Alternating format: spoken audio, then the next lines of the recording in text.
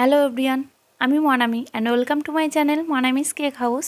তো আজ কোনো কেকের রেসিপি নয়, আজকে আমি আপনাদের সাথে চকলেট গানাশের রেসিপি শেয়ার করব। তো প্রথমে দেখে নিই, আমি নিয়ে নিচ্ছি একটা স্টিলের বাটি, যেটা কিনা গরম সহ্য করতে পারবে এরকম একটা বাটিতে আমি প্রথমে ক্রিম নিয়ে নিচ্ছি আন্দাজ করে। আমি আজকে কোনো মেজারমেন্ট হিসাব করে নিচ্ছি না, মানে কত গ্রাম বা কত ওয়েট সেরকম নিচ্ছি না, অনেকের বাড়িই এসবগুলো থাকে না। তো আজকের রেসিপি সবার জন্যে। তো প্রথমে আমি ক্রিমটাকে ভালোভাবে গরম করে নিচ্ছি, ইন্ডাকশানে বসিয়ে ফুটে ওঠা পর্যন্ত অপেক্ষা করব এবং ফুটে উঠলে আমি ইন্ডাকশানটা অফ করে দেব। তো লক্ষ্য রাখবেন ক্রিমটা যেন জ্বলে না যায় বা তলা থেকে পুড়ে বা লেগে না যায়, সেক্ষেত্রে একটা পোড়া গন্ধ চলে আসবে।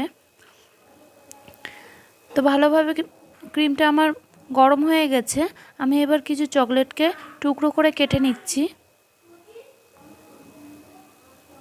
তো আশেপাশে জিনিসগুলো একটু আপনারা অ্যাভয়েড করবেন, কাজের দিকেই মনোযোগ দেবেন। আমি আগেও বলেছি আমি খুব ব্যস্ততার সাথে কাজ করি এবং ভিডিও আপনাদের সাথে শেয়ার করি, তাই সবসময় চারিদিকে আমার গোছানোর সময় হয় না। তো আমি ভ্যানলিয়ার কোম্পানির চকলেট নিয়ে নিয়েছি, আপনারা আপনাদের সুবিধা মতো যে কোনো চকলেট নিতে পারেন। চেষ্টা করবেন পরিমাণটা যেন এক সমান হওয়ার এক সমান হয়, যে যতটা চকলেট ততটা ক্রিম নেওয়ার চেষ্টা করবেন।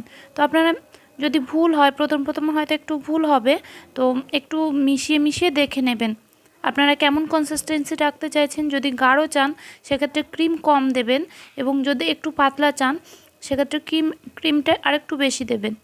এইভাবে আপনারা কনসিস্টেন্সি ঠিক করবেন। তো এই ধরনের একটা যে হ্যান্ড বিটার থাকে, এটার সাহায্যে আপনাদের এটা করতে হবে, এই কাজটা এটাতেই সবথেকে ভালো হবে এবং পারফেক্ট হবে। তো হয়ে গেল আমাদের পারফেক্ট গানাশ, এবং এবার এই গানাশটাকে আমরা ভালোভাবে ছেঁকে নেব, যাতে কোনো লাম্পস না থাকে। না ছাঁকলেও ওটা ঠিক ছিল, তবুও এটা পারফেক্ট করার জন্য আমরা ছেঁকে নিলাম, যাতে কোনো রকম দানাভাব না থাকে।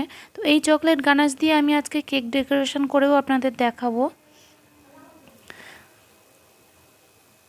ভালোভাবে ছেঁকে নিচ্ছি আমি একটা ছাঁকনির সাহায্যে, এবং যে আমি হ্যান্ড বিটারটা ছিল সেটা দিয়ে আমি ভালোভাবে ঘেঁটে ছেঁকে নিচ্ছি।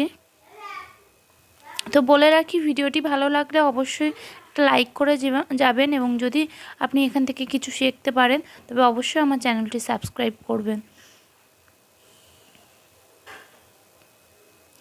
এই ভিডিও সম্পর্কে আরও কিছু জানতে আপনি আমাকে কমেন্ট সেকশানে জানাতে পারেন। তো